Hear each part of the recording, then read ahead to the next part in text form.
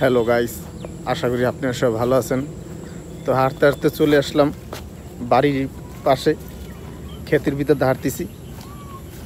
সবাই সবাই কেমন আছেন? তা আশা করি সবাই ভালো আছেন। তো লাইক সাবস্ক্রাইব করে পাশে থাকবেন, ইনশাল্লাহ ভিডিওটা দেখবেন আর কেমন হয়েছে কমেন্ট করে জানাবেন।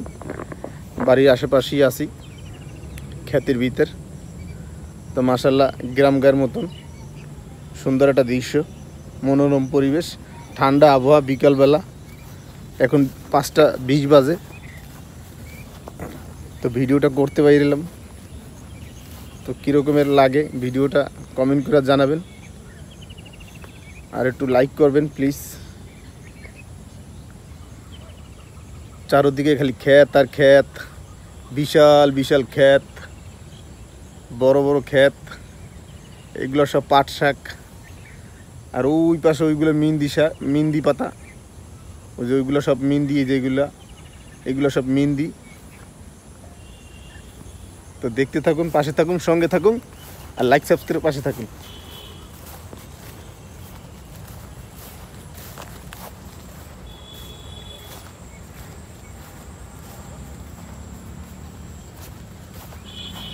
তো গাইস, এই পাশে এইগুলো সব চাল কুমড়া শাক।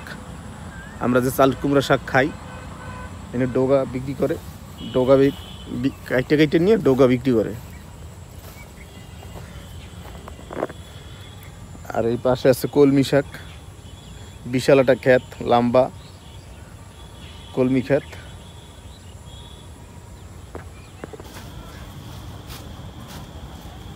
শাইন ভাই কয় মুড়ি কাটছেন না গুইন গুইন থুইতেছেন?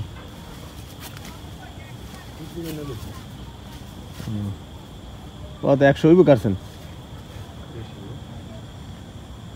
হ্যাঁ বেশি হইব, উনি তো দেখা যায় বুড়ন অনেকটি।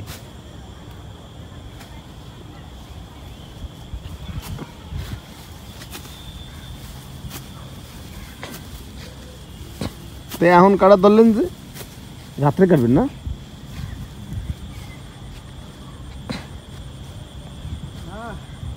রাত পর্যন্ত কাটলে, রাত্রে আবার একদিকে কাটলে ঠান্ডা ঠান্ডা আছে, ভালো লাগবে। দিনে তো একটু আজকে আবার একটু গরম পড়ছিল, ভালোই সকালের দিক দিয়ে, দুপুরের দিক দিয়ে।